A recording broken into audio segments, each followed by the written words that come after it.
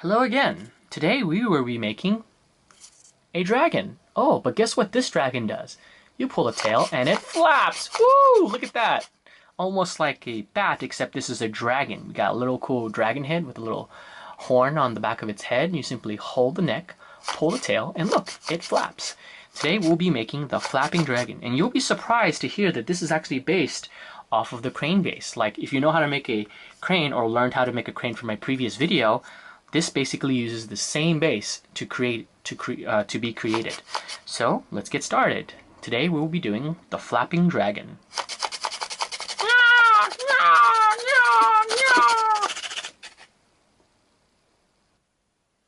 Alright, let's begin with letter size paper. This is basically 8.5 by 11-inch paper. In other countries you can use A4 paper, and like always you can use really any paper, any size paper you can imagine you can use, as long as you have square corners. You can easily make it into a square. So just a quick review, we're going to make a square out of a letter size paper. All we have to do is simply fold the triangle. To make a square we need equal sides, so all we have to do is match this side up to this side and then just tear off the excess. Let's begin.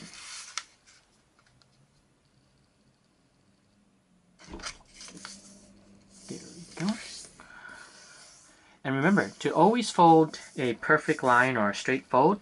All it takes is just practice. Notice how I instantly have made a sort of a perfect fold, matching up this to here real quickly. It's because of practice. Don't get discouraged if you're not able to do it as quickly as I am. All it takes is practice. When you've done as many squares or origami as long as I have, you'll learn that making a square is just easy as possible. And once again, when you're making a square, never fold over the paper, because the paper is not two-dimensional. There is a thickness. Folding over can actually create sort of an extra thickness, making your square slightly imperfect. So this is the reason why I always go on the back side of the paper to do the cutoff. There we go. And then voila, I have a perfect square. Ta-da! And all we have to do is just cut off this little excess right here. And like all instructions I've told you before, in order to make that perfect tear, make sure you dig your nail or finger or coin or whatever you use to make a crease into the paper so that you get as sharp a crease as possible. And then once you do that, all you have to do is just pull the paper apart and it'll tear. Notice how I create sort of this pinch point right here in the back. That's the best way to create a tear. And then now all I have to do is just pull the paper apart. There you go. And once again, take your time. You take your time, you'll be easy, and you'll make a perfect tear. Ta-da! Now we have our square.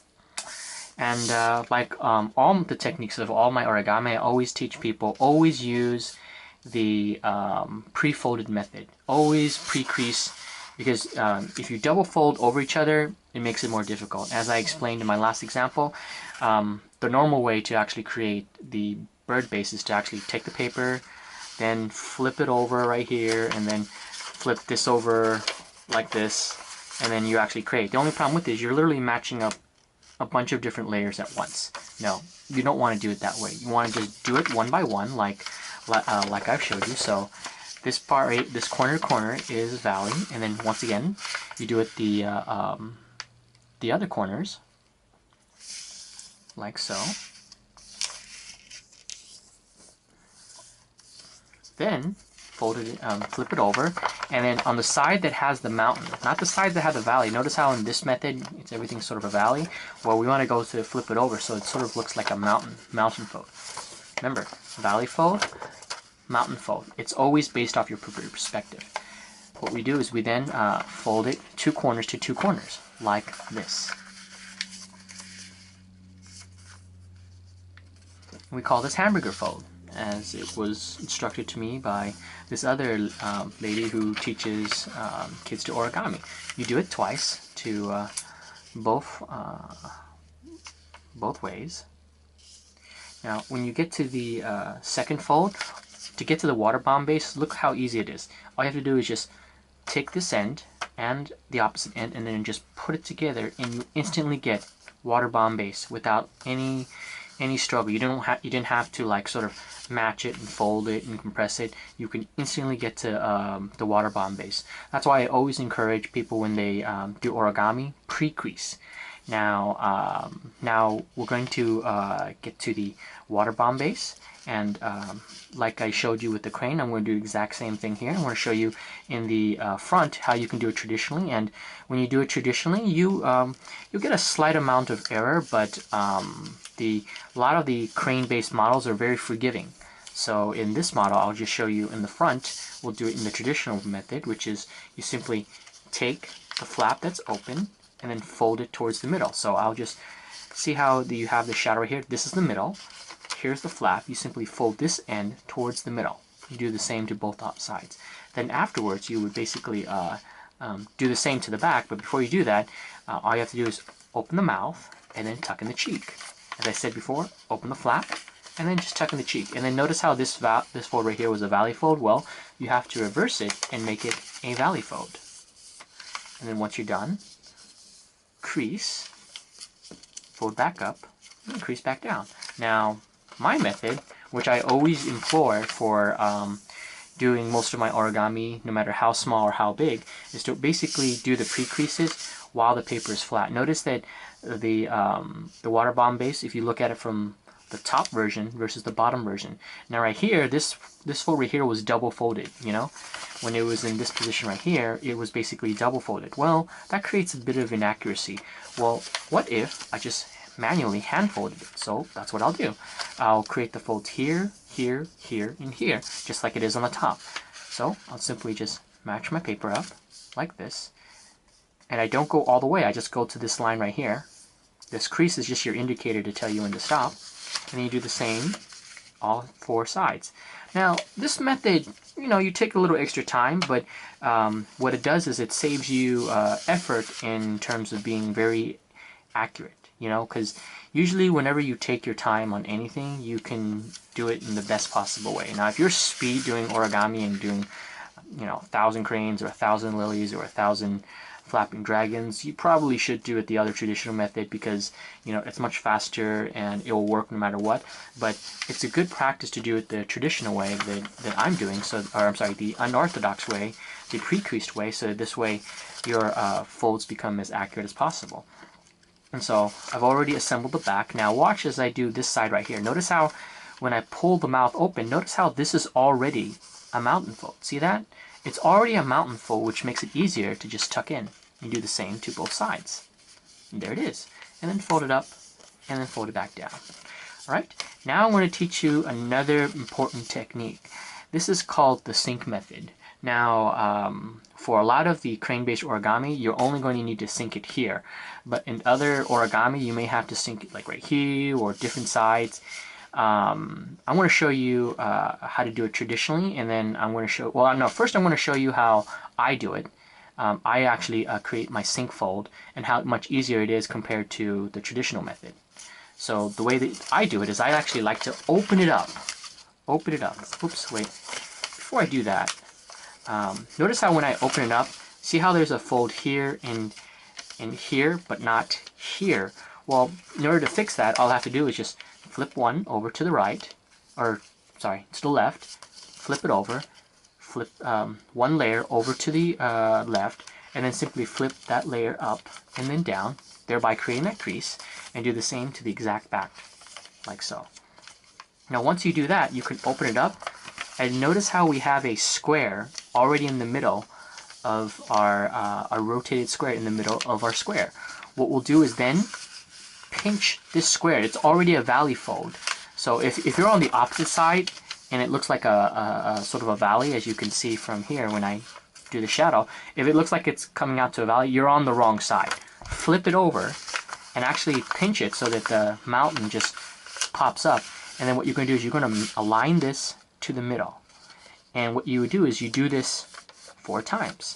Now, in my next diagram where I'll show you another dragon, I'll actually show you the traditional method of making it. It's a little bit more quicker, but not as accurate. When I do it this method right here, you notice like after I pre-crease, I only pre-crease just a little bit from here to here. I mean, it's pretty much a guess, but you can go a little bit over. And the reason why I like doing it this method is because when I need to actually sink this part, the top, that middle hump in the middle, it actually is much easier when you pre-crease the folds other than doing it in the traditional method. So I do like this. And then I bring everything back together the way it was. You know, bring the two sides together like that. And then, of course, you know, open the mouth, tuck in the cheeks. Everything should come back to the way it was easily, as always. Okay, now this part right here, we're going to sink it in. All you have to do is just pull the paper apart, and look, everything's already pre-creased, so all you have to do is just push it in, and then look how easy it is. As soon as I pull it apart, I simply push the mountain in, and then look how easily I formed the sink method. Now, those of you who've done the sink method before know how frustrating it could be doing the sink method. And here I just showed you a much easier technique of getting it. Now, yes, it does take longer to get to, but I personally feel like it's much easier. Now, the traditional method actually calls for, let me just pop this out. The traditional method calls for you to do this. Actually, take this tip and then fold it down. Now, see, when I do that, notice how I'm going through literally 1, 2, 3, almost like 8 layers of paper. Well, those 8 layers of paper together, they're not going to be very accurate. And then when you do that, and you pinch it, and then you actually try to close sink it, you'll find it to be very difficult if they're not pre-creased. I mean, it's already slightly difficult when they're already pre-creased, but I'll show you that in another example. I'll do it the traditional method. But for now, since the paper is already pre-creased, this is how you do a close sink. Now, once you do that, all you have to do is fold the wings up. So take one side, fold it up, flip it over, take the other side, fold it all the way up, and then next, see this, the two pincers, the two legs? What we're going to do is we're going to fold them outward. See this line right here? It meets this line right here. You're going to fold it outward and meet it towards the middle, like that. And you're going to do the same to both sides.